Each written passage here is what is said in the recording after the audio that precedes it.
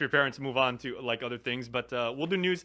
But now joining us in the KUM news Zoom room because she is on her way to school, and as long as I have known Jewel Maigue, she has always had a million things to do, and that's a very, very good characteristic to have. Jewel, good morning.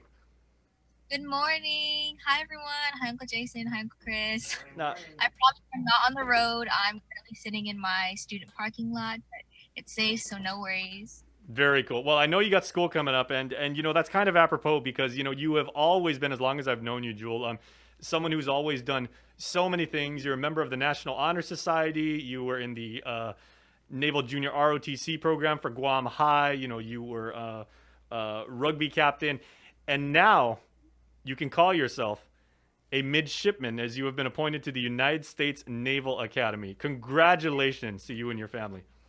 Gosh, it's a really not overwhelming feeling, but I'm very excited and nervous in a lot of ways. I think that's natural though, but I'm more excited than I am nervous. So yeah. Mm. And of course, you leave in about what? You leave in about a month because every member, every midshipman has to go through like basically their freshman in indoctrination is the plebe summer, right? Yes. So about maybe mid-June, I'll have to leave. I'm gonna report to Maryland the first week of June, and for 6 weeks, no contact with the outside world. Basically, no cell phone, no laptop. Um, I'll be training, physically training for my first year at the Naval Academy. Mm-hmm. And how much do you? I mean, because you've been in ROTC for so long, one of the things that you and I actually have in common is we were both in color guard for 4 years, and color guard. It was such an immense honor for me to be able to, whether we were doing a village fiesta, we were doing like a sports event up at Sanchez when I went there and everything, to bear the colors of our island and our nation to like start an event and everything like that is something I'm always going to be able to take away with me. And you grew up. Your dad is a senior chief in the Navy. So what did it mean for you to be like in color guard? And then did you always want to go to Annapolis? So to answer your first question, always being in color guard, I started doing my very first color guards in my freshman year, and every now and then I would switch up my positions. I would normally be either Guam flag or left rifle, right rifle.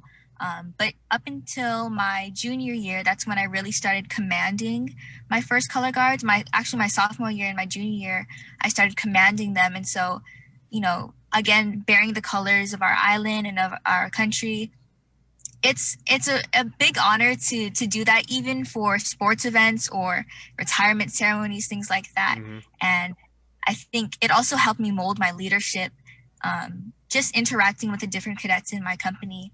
And in terms of planning on going to Annapolis, actually, my sophomore year, we had a presentation done by Ensign Denton, who is a 2019 graduate of the United States Naval Academy. And he basically came to our school. He did a big presentation on the Naval Academy. And that's when my interest started to peak. I used to joke around with my mom and say that, I don't know if I'm going to join the military. I don't know if I'm going to follow dad's steps. But it was really learning to become a leader in the ROTC program and learning what I wanted, that ultimately it was the Naval Academy that was the perfect fit for me. So that's when I started to really take things seriously. Up until my junior year, I applied for a summer seminar and things like that, and it all worked out pretty well, I would say.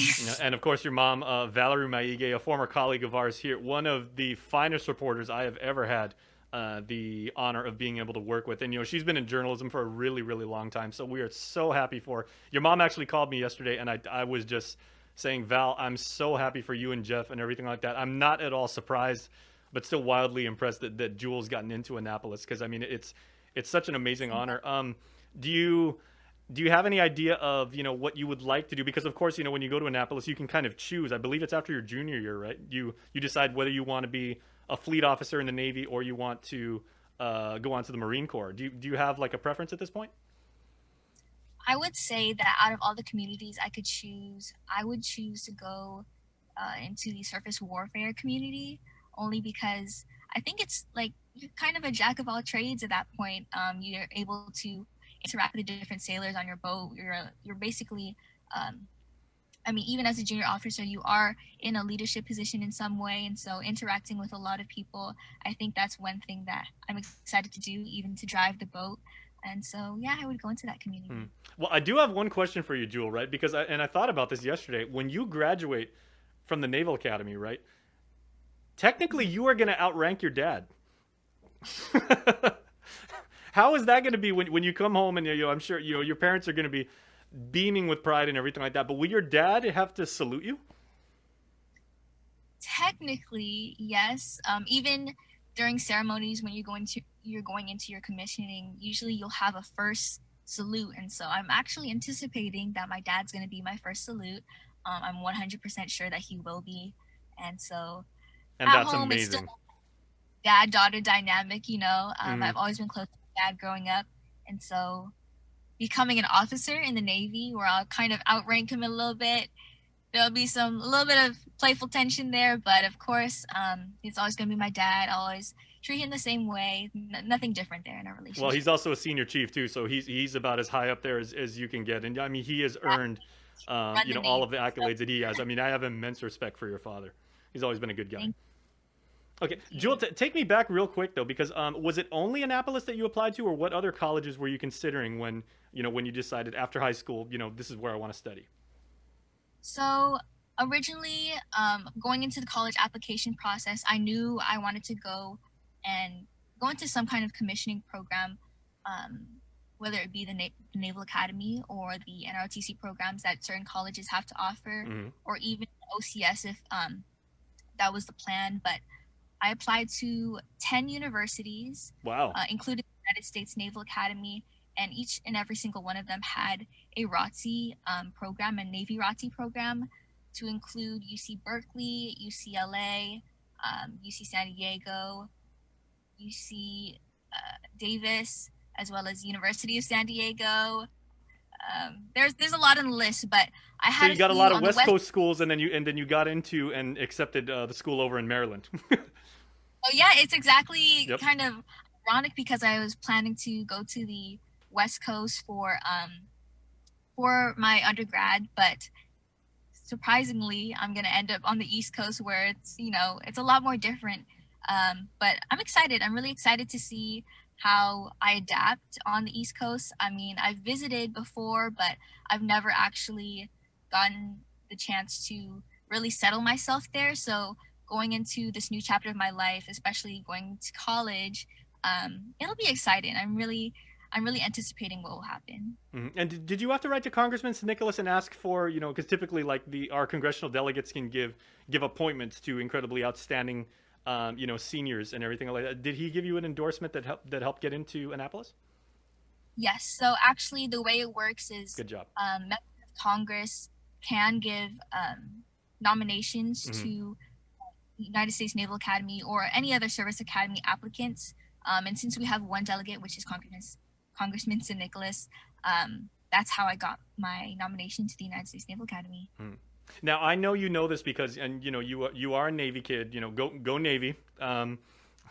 Uh, and by the way, you're gonna have to cheer that at least four major times a year. I'm so jealous of you, Jewel. You're gonna be able to attend the Army Navy game. Have you already started practicing? Go Navy beat Army. Actually, yes. So in all of my, you know, I have a friend that's actually going to be attending West Point, and so we joke around, and I'm Oh like, boy. go Navy, beat Army, okay? This is how it's gonna be run for the next few years, just until we commission. But ultimately, going into that Army Navy game, it's a pretty big deal, I would say. Oh So yeah.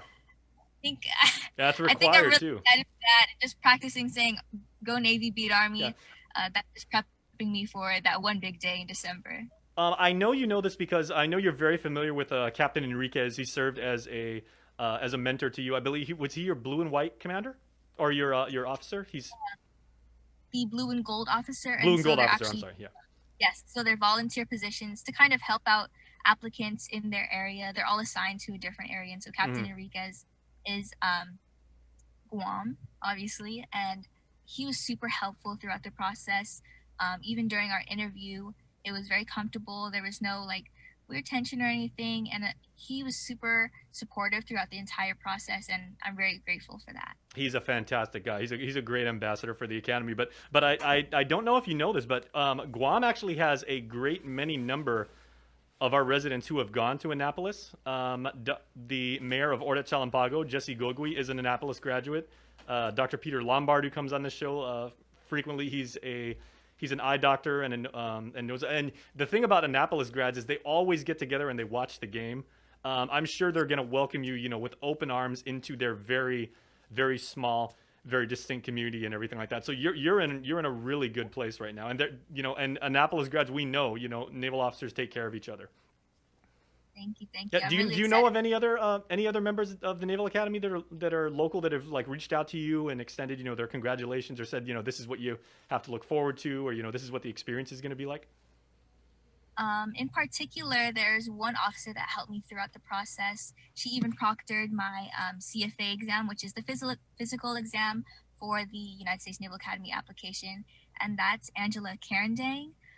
She was super helpful. She graduated, I believe, in 2016, class of 2016, United States Naval Academy, and she was wonderful throughout the process. She is one of the sweetest people I know.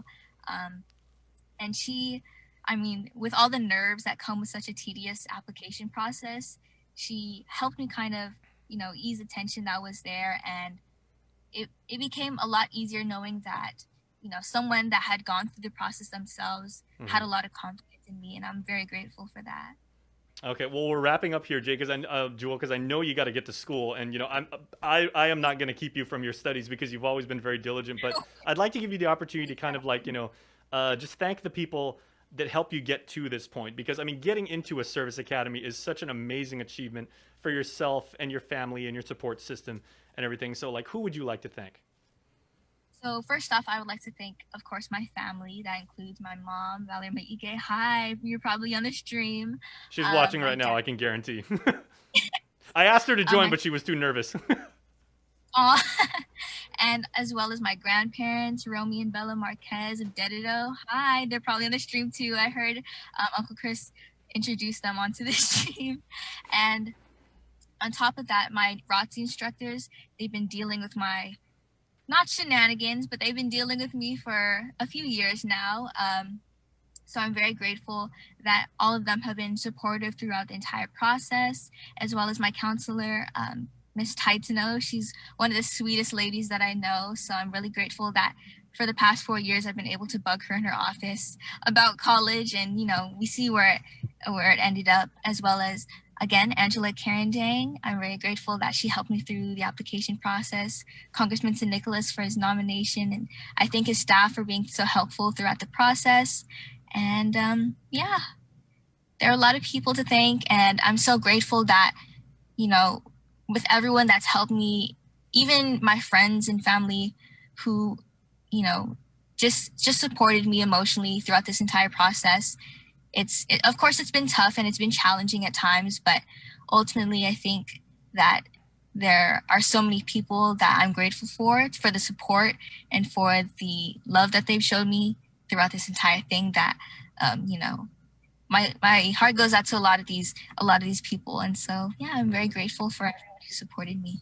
Well, Jewel, you never shied away from hard work and everything, and certainly your work ethic and your dedication to your family and to doing the job right is what got you here. But the work now Thank you. begins. So we wish you the very best of luck. Have an amazing time as a midshipman. We're immensely proud of you. And there's a bunch of comments in our comment stream. You can go through them like later when you get a break from school. But Jewel, we're so very proud of you. Congratulations once again. Thank you so much, and thank you for inviting me to do this interview. I'm very grateful that I get to kind of share my part. And yeah, thank you so much. All right. Hey, I'm just happy I can say I know another Annapolis student. I've known a few. It's that the service academies are the toughest colleges to get into in the nation. So to do that is an amazing achievement. So have a wonderful day and have a great time at Annapolis. Stay safe, everyone. All right. Bye bye. Bye. Have a great day. That's a great achievement right there, Chris. Well, it's, what a great way to start the show, Jay. It's 6:58. We're KUAM FM. I got near Guam. Now a look at news for Sabrina Salas Bentonani. who's off island. Good morning, Jason Solis. All right, good morning, and here we go. What is making news today is that an employee at Augusta Johnson Middle School has tested positive for coronavirus. Close contact people have been identified and notified. Areas of the school campus have been cleaned and disinfected, and the staffer is